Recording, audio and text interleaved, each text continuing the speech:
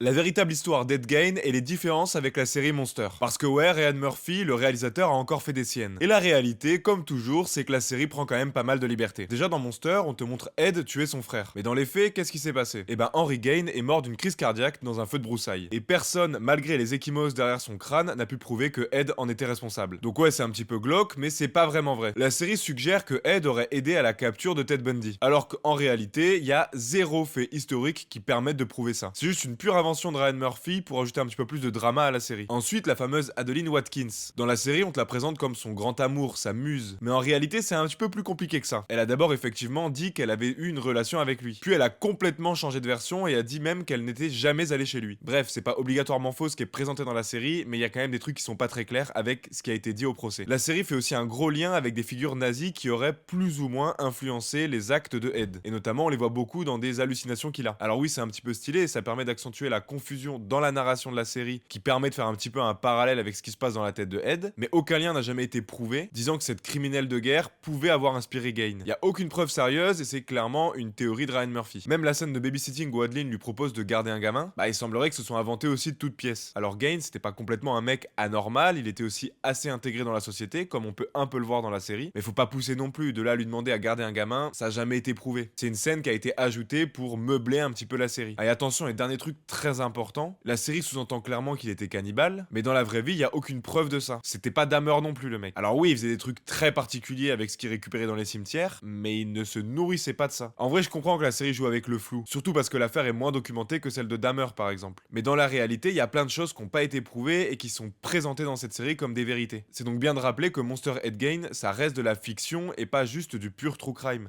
On n'est pas sur un documentaire non plus. Allez, bisous.